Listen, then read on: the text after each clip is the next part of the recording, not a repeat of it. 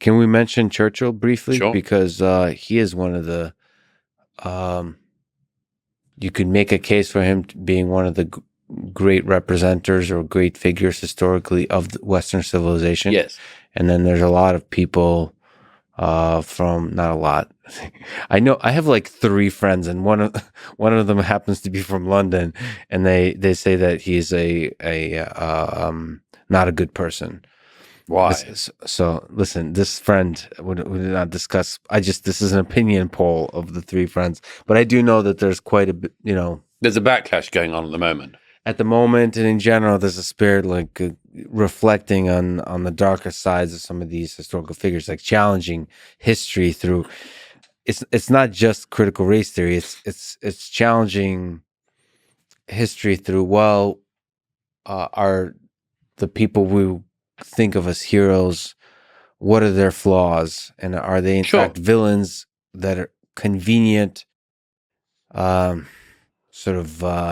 there at the right time to accidentally do the right thing? Accidentally. I hope this isn't the representative, fair summation of your friend in London's views. No, she's going to be quite mad at this, but I didn't say the name, so it could be any friend. It could be. But we know it's a she. In Canada. Well, see, You've given that away. Well, of course, I would not. I made that up completely. It's all. Just like my girlfriend in Canada, she's completely a figment of my imagination. Nevertheless, Winston Churchill is somebody, I mean, just looking at reading The Rise and Fall of the Third Reich is an incredible figure that to me, so much of World War II is marked, leading up to the war, is marked by stunning amounts of cowardice by political leaders. Yes. And it's fascinating to watch here.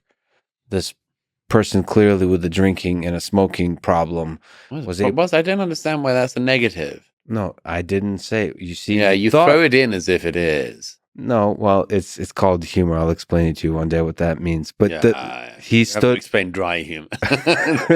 He stood up.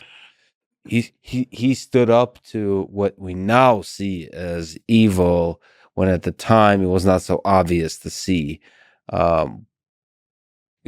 So that's just a fascinating figure of Western civilization. I'd love to get your comments. The real criticisms, I mean, smoking and drinking, the real criticisms of Churchill are quite easy to sum up, and I do so in The War on the West. Actually, I say these are the things that they now use against him.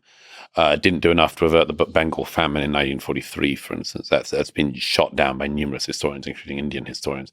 In the middle of the war, in the middle of a world war, Churchill did what he could to get grain supplies diverted from Australia to Bengal. The famine was appalling. It was caused by a typhoon. It was not caused by Winston Churchill.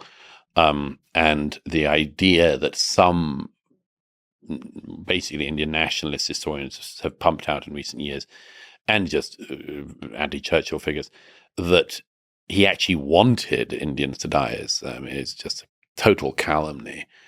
And when people claim, because some people claim that, I mean, there are a few very ignorant scholars, but nevertheless with some credentials, who claim that Churchill wanted the Indian population to basically be genocided.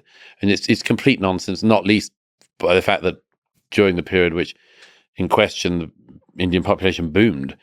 So that's one of the main ones. Another one is that he had some views that we now would regard as racist. He definitely regarded races as being of different characters, and that there were superior races, and the as it were, the white European was a superior culture. He was born in Victorian England, so he had some Victorian attitudes. These are things in the negative side of the ledger, and as with all history, you should have a negative and a positive side of the ledger. Positive side of the ledger includes he almost certainly did more than any one human being to save the world from Nazism. So that should count as something.